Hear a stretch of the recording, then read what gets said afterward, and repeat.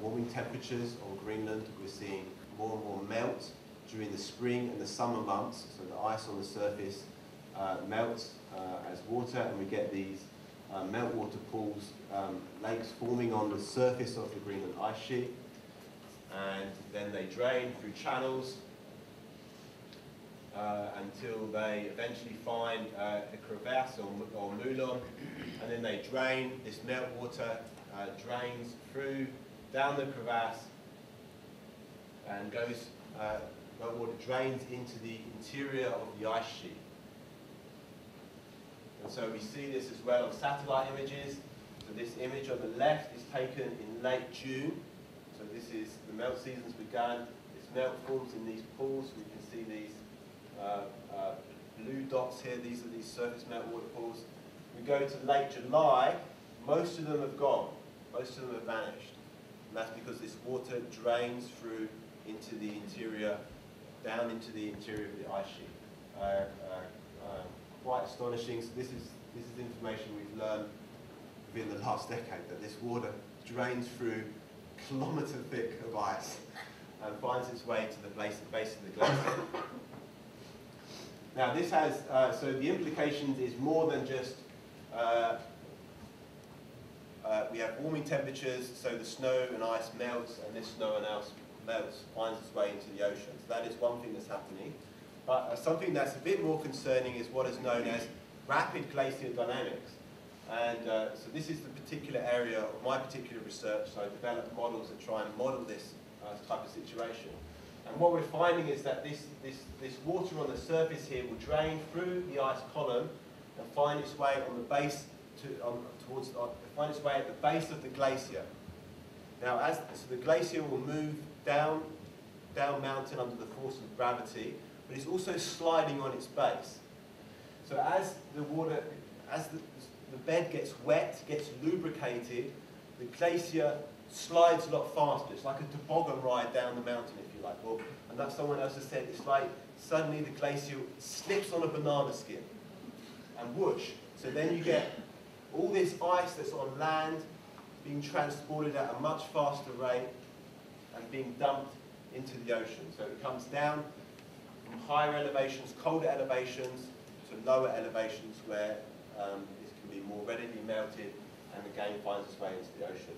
Some of these glaciers themselves end in the ocean, marine terminating glaciers, and so again, as the ice from on land comes down glacier, gets broken off as icebergs and finds its way into the ocean. So this is something that scientists are worried about, this rapid response, and this could accelerate the melting of ice sheets.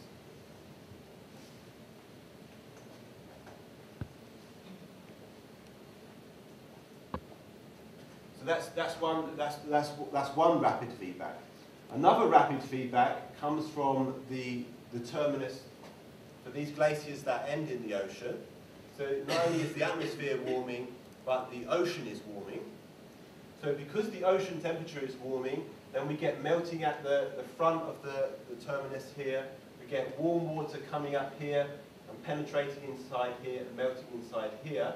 And what happens is that as it's like warm bath water kind of getting in there, and it melts the ice from underneath and it destabilizes the front.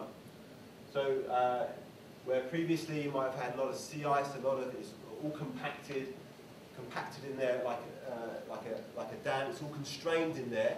As you melt that front, as you break that away, then it's like you're opening up the floodgates. It's like you've opened up the dam. You know, you take a big chunk away from that, you change the force balance, and again, as I said, it's like opening up the dam, and again, the glacier can rush forward, transporting land from on inland ice, down elevations, and into the ocean.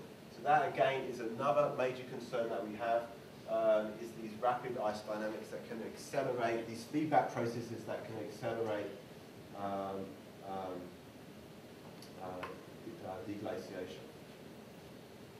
So we get this situation where most likely sea level rise by, if we add all these components together, by 2100, it could be between 0.5 meter and 1 meter. That's the most likely. But we still have these uncertain threshold events that could happen, where then there's we have these outlier events where you could potentially have more than 1 meter, several meters, and that's very concerning. So just to wrap up then, anthropogenic planetary changes are significant. Potential future changes are daunting, difficult to comprehend. Like, these things are happening in faraway places of our planet. They're on a massive scale that's just kind of mind-boggling to put our heads around. We must move towards environmentally sustainable global management. I appreciate being, having a scientific voice here, but I know, we just present the data and I'll show those graphs. It's a little bit dry. So the scientific voice, it is limited. We kind of present the data. We don't give an emotional response.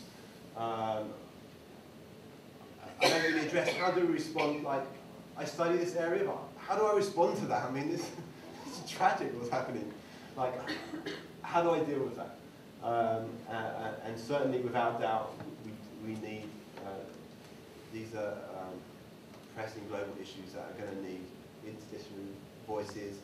Everyone's voice needs to contribute to this, and we need artists and scientists to work together to comprehend this, to address this, trying to make sense of what's happening. That's all. Thank you.